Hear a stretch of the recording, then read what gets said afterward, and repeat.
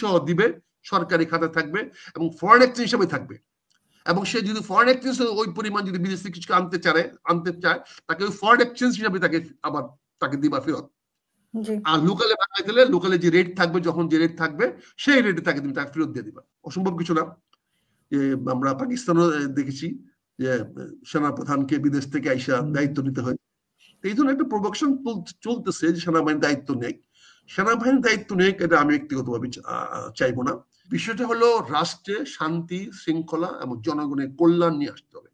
রাষ্ট্রটাকে এমন পর্যায়ে নিয়ে যেতে হবে যেখানে আর বৈষম্যতা নিয়ে আন্দোলন করতে হবে না, রাষ্ট্রীয় ক্ষমতা কিভাবে পরিবর্তন হবে এ নিয়ে আমাদের আন্দোলন করতে হবে না। এখন জাপানের ব্যাপারে, জাপান তো টাকা দিয়ে আসতেছে, আজীবনও দিয়েছে, জাপানের দেশে রক্ত দিয়েছে, হোলি আর্টিজানে তাদের জাপানি লোকেরা নিহত হয়েছে, তাদেরকে হত্যা করা হয়েছে, তারপরে জাপানের দেশে যায় নাই। জাপান বাংলাদেশের জনগণের প্রতি একটা অতি বন্ধুপ্রতিম দেশ। সেই 71 সনের থেকে 72 সনের প্রথম রিলিফ আসছে জাপান থেকে। এদেশে পুনর্বাসনে জাপানরা কাজ করেছে। জাপানের লোক পাঠানোর জন্য আমরা গত 5-7 বছর ধরে আমরা বিভিন্ন ট্রেনিং ইস্যু বানাচ্ছি। জাপানি ট্রেনিং, জাপানি ভাষা, কোরিয়ান ভাষা শেখার জন্য ঢাকা শহর এখন ব্যাঙ্গের ছাতার মতো স্কুল গড়ে উঠছে, ট্রেনিং প্রশিক্ষণ গড়ে উঠছে। জাপানি এটা এতদিন এটা সরকারি চ্যানেলে ছিল না। এই সব ধন্যবাদ জানাই। যদি সরকারি চ্যানেলে আনতে পারে, করতে পারে, তাহলে আমার লিগালি এই দেশের লোকেরা বিদেশে যেতে পারবে। কিন্তু সেটাকে লিগালাইজ করতে হবে, সেটাকে লো কস্ট বেসে আনতে হবে, এটাকে নো কস্ট বেসে আনতে হবে। কারণ এটা যদি 10 লাখ 20 লাখ 50 লাখ টাকার ব্যবসা বাণিজ্য হিসাবে হয়ে যায়, যদি এখন গ্রামীণ ম্যান পাওয়ার কোম্পানি করেছেন, গ্রামীণ ম্যান পাওয়ার কোম্পানি যদি সোল এজেন্সি নিয়ে আসে জাপান লোক পাঠানোর জন্য, তাহলে তো এই দেশের মানুষের সর্বনাশ ছাড়া কিছু হবে না। কথাটা যখন উঠাচ্ছেন, আমি আপনাদের বিধির জন্য তিনটা প্রস্তাব রাখতে চাই। বাংলাদেশে আমরা ধরেন একটা গার্মেন্টস ফ্যাক্টরি করি, বিদেশে এক্সপোর্ট করি, তার জন্য অনেক সাবসিডি দিই, ইনসেন্টিভ দিই, তাদের কাঁচামাল আমদানি করার জন্য ডিউটি মাফ করি, তাদেরকে ব্যাক টু বিএলসি খোলার সুযোগ করে দিই এবং তারা ট্যাক্সের মাফ করে দিই। আমার সবচেয়ে বেশি রেমিটেন্স আছে মানে ম্যান পাওয়ার থেকে, জনশক্তি থেকে সবচেয়ে বেশি ম্যান পাওয়ার। রেমিটেন্স মানে কারা? রেমিটেন্স কে করে? এই যে আমার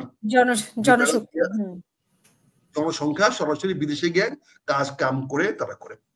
আমি এখানে প্রস্তাব দিতে চাই সারা বাংলাদেশে, এবং সেটা জাপানে আরো সুযোগ পেয়েছে, তারপরে মালয়েশিয়ায় সুযোগ পেয়েছে আরো।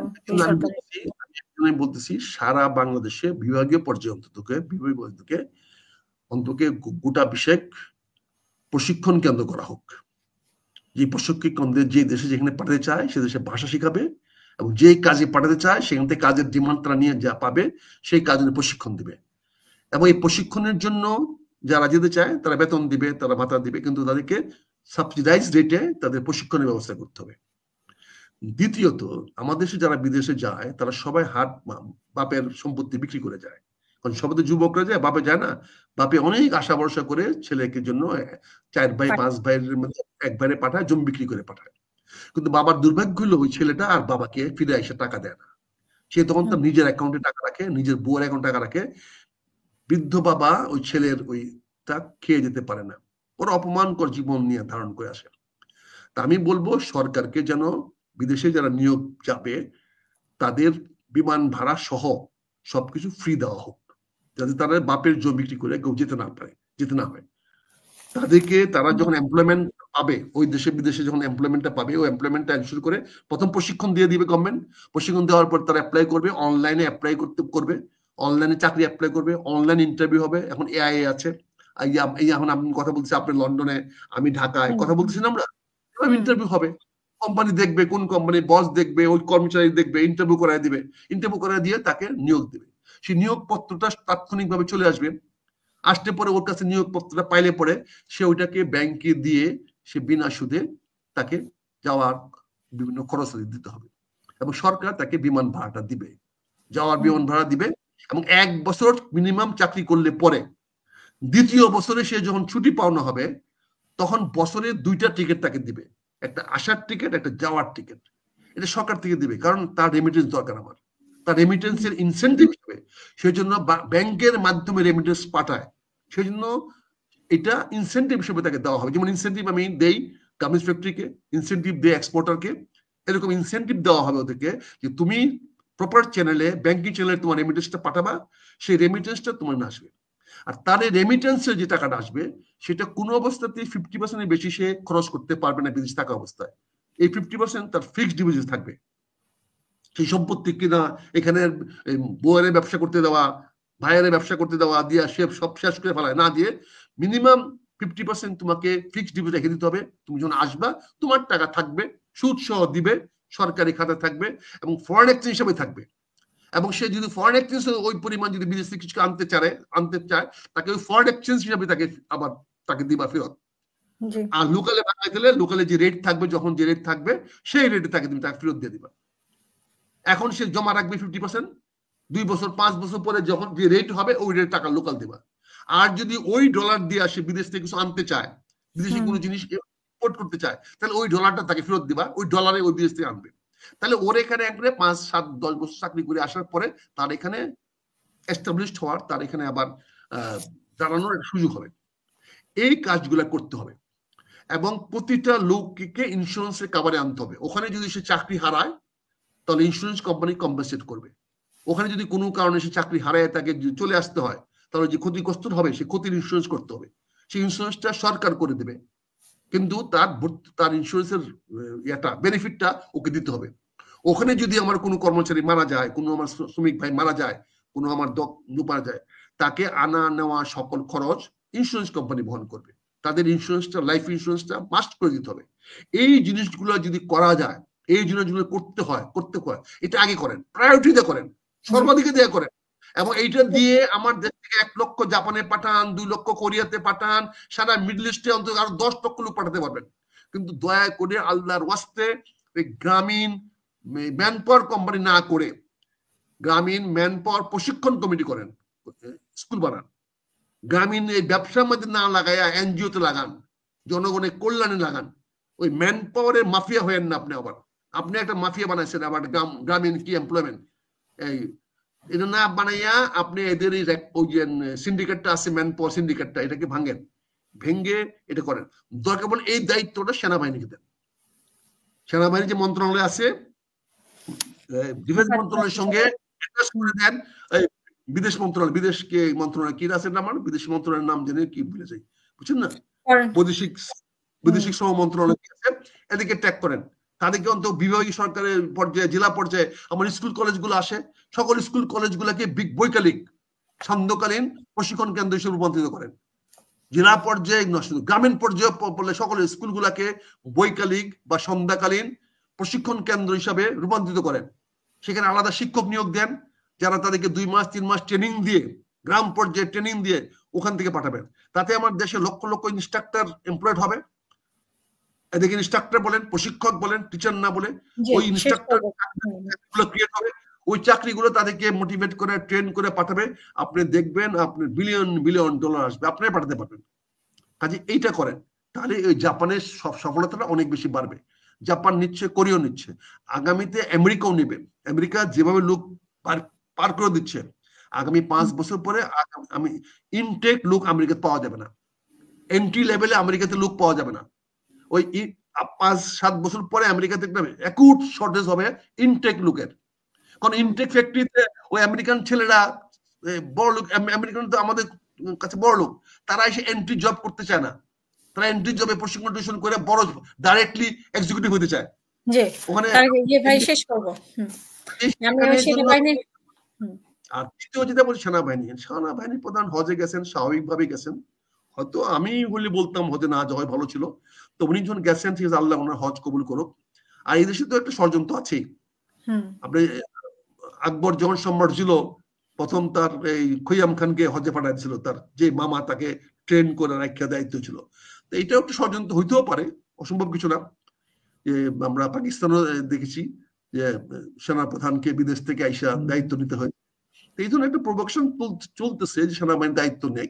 সেনাবাহিনীর দায়িত্ব নেই এটা আমি ব্যক্তিগতভাবে চাইবো না, কারণ তাতে সেনাবাহিনীর প্রতি আরো প্রেশার ক্রিয়েট হয়, সেনাবাহিনী নষ্ট হয়ে যাবে, তখন সৈনিকটা নষ্ট হয়ে যাবে। এখন যে কাজগুলা এনসিবি ছেলেরা করতেছে, যে কাজগুলা বিভিন্ন রাজনৈতিক দলের ছেলেরা করতেছে, এই কাজগুলো তখন অটোমেটিকলি ওরা করে ফেলবে, তখন সেনাবাহিনী ক্ষতিগ্রস্ত হয়ে যাবে।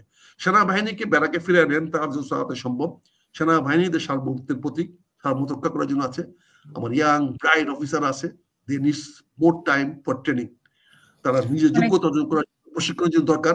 আসেন, আর সেনাবাহিনী প্রধান ইনস্টিটিউশনাল, সেনাবাহিনী প্রধান পরিবর্তন হতেই পারে, ওনার চাকরি আছে হয়তো এক বছর চলে যাবেন। সেনাবাহিনী প্রধান তো এমন ইন্ডিসপেন্সিবল ব্যক্তি না। যিনি সেনাপ্রধান হন তিনি জনগণের সেবা করবেন, যিনি সেনার দায়িত্ব নেন তিনি মানুষের কল্যাণের জন্য কাজ করবেন, যিনি সেনাপ্রধান হবেন তিনি দেশের সার্বভৌমত্ব করবেন। সার্বভৌমত্ব করতে না পারলে সেনাবাহিনী প্রধান হবেন না। তবে রাজনীতিতে সরাসরি হস্তক্ষেপ করার সুযোগ সেনাবাহিনী প্রধানদের এখন আপাতত নাই, আগামী তৈরি হবে বলে আমি মনে করি না। কারণ রাজনৈতিক নেতারা এই ব্যাপারে খুব সচেতন, ঐক্যবদ্ধ। তারা আর যাই করো, তারা ইউনূস সাহেবকে মেনে নিয়েছে, সেনাপ্রধানকে মেনে নেয় নাই। আগামী তো হয়তো আমাকে মেনে নিতে পারে, কিন্তু সেনাপ্রধানকে মেনে নেবে না। আমি তো যত গালাগালি করি হয়তো রাজনৈতিক ঐক্যমতে আমাকে নিয়ে দিতে পারে, সালাউদ্দিনকে বসাতে পারে বা অন্য কাউকে বসাতে পারে বিএনপিকে বিট্রে করার জন্য, কিন্তু সেনাপ্রধানকে সকল রাজনৈতিক দল ঐক্যমত হয়ে বসাবে না। এটা আপনি শিওর ধরে রাখেন। এটা আমার সেনাবাহিনী গেলে মানে ওই ট্র্যাপে পা দেওয়া, ওখানে যাওয়া মানে হলো সেনাপ্রধান তাদের ফালানো, তাদের কাজে সেনাবাহিনী তারেক রহমানের বিরুদ্ধে হয়তো আমাকে ব্যবহার করতে পারে, অন্য রাজনৈতিক দলের বিরুদ্ধে, জামাতের বিরুদ্ধে হয়তো এবি পার্টিকে ব্যবহার করতে পারে, এবি পার্টির বিরুদ্ধে হয়তো অন্য রাজনৈতিক দলকে ব্যবহার করতে পারে, কিন্তু ঐক্যমতে কখনই হবে না সেনার প্রধান ক্ষমতা নিয়োগ। তাহলে ওই 5ই আগস্টেই সেনার প্রধান বিসমিল্লাহির রহমানির রহিম কইয়া ভাষণ দিতে পারতেন। সরিয়ে দেওয়া তো এটা হইল খুব কঠিন বিষয় না। মানে উনি নির্বাচন চাইছেন, এটাই কি ওনার অপরাধ?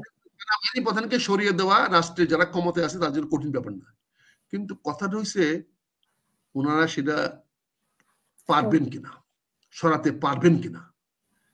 সরানো অর্ডার তো দেখে দিলে ডিপ্টি সেক্রেটারি সাইন করে দিবে যে আপনাকে সেনার প্রধান থেকে অব্যাহতি দেওয়া হলো, অমুককে অমুক জেনারেল, লেফটেন্যান্ট জেনারেলকে দেওয়া হলো, উনি অ্যাজুম করার দিন থেকে জেনারেল হয়ে যাবেন। এটা কয় লাইনের চিঠি, একটা বড় 5-6 লাইনের চিঠি দিয়ে পাঠায় দিবে যে জেনারেল সাহেবকে সেনাপ্রধান হিসেবে অব্যাহতি দেওয়া হলো এবং অমুক লেফটেন্যান্ট জেনারেল সাহেবকে সেনাপ্রধানের দায়িত্ব দেওয়া হলো, এবং তিনি যেদিন দায়িত্ব বুঝে নেবেন সেদিন থেকে উনি জেনারেল পদে পদোন্নতি দেওয়া হলো। মুলা সালা সব দিয়ে দেবেন। এটা তো এক মিনিটের 10 মিনিটের একটা কম্পিউটার টাইপ করে চিঠিটা পাঠিয়ে দিবেন, অনলাইনে পাঠিয়ে দিবেন, পত্র-পত্রিকা হেডলাইন করবে, 6 লাইন হেডলাইন করে দিবে, 6 কলাম হেডলাইন, 8 কলাম হেডলাইন, সেনাপ্রধান পরিবর্তন বা সেনাপ্রধান বরখাস্ত বা নতুন সেনাপ্রধান, যে যেভাবে যার জীবন পারপাস সার্ভ করা সেভাবে করবে। যদি কেউ সেনাপ্রধানের পদ থেকে যদি বরখাস্ত যদি অসন্তুষ্ট হন তাহলে লিখবেন সেনাপ্রধান বরখাস্ত।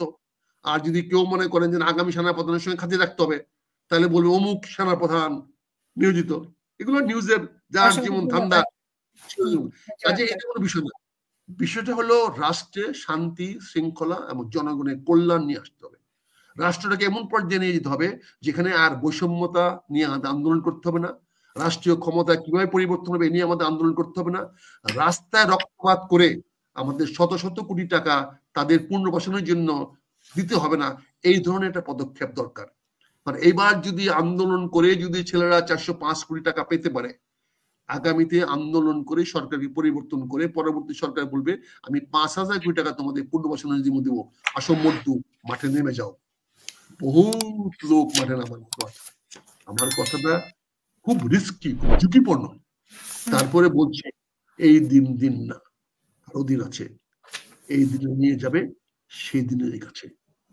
ধন্যবাদ সবাইকে।